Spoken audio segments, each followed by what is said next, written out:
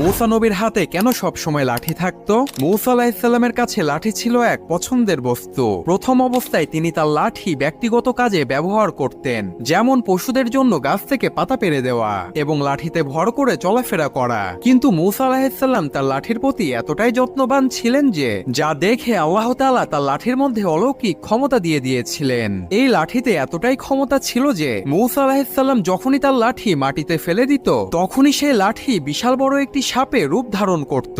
মূসা নবী যখন তার লাঠি দিয়ে কোনো শিলাকে আঘাত করত তখনই সেই শিলা থেকে পানির ঝর্ণা বের হতো।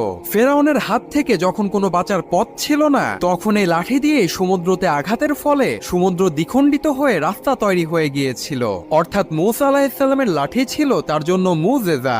আপনারা এমন ইসলামিক ভিডিও ভালোবেসে থাকলে চ্যানেলটি অবশ্যই সাবস্ক্রাইব করবেন। মূসা নবীর হাতে কেন সবসময় লাঠি থাকতো? মূসা আলাইহিসসালামের কাছে লাঠি ছিল এক পছন্দের বস্তু।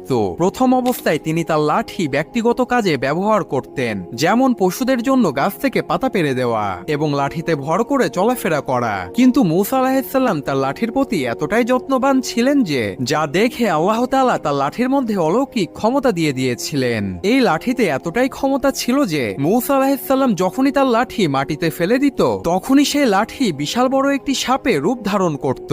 মূসা নবী যখন তার লাঠি দিয়ে কোনো শিলাকে আঘাত করত তখনই সেই শিলা থেকে পানির ঝর্ণা বের হতো। ফেরাউনের হাত থেকে যখন কোনো বাঁচার পথ ছিল না তখন এই লাঠি দিয়ে সমুদ্রতে আঘাতের ফলে সমুদ্র দ্বিখণ্ডিত হয়ে রাস্তা তৈরি হয়ে গিয়েছিল। অর্থাৎ মূসা আলাইহিসসালামের লাঠি ছিল তার জন্য মুজেজা। আপনারা এমন ইসলামিক ভিডিও ভালোবেসে থাকলে চ্যানেলটি অবশ্যই সাবস্ক্রাইব করবেন।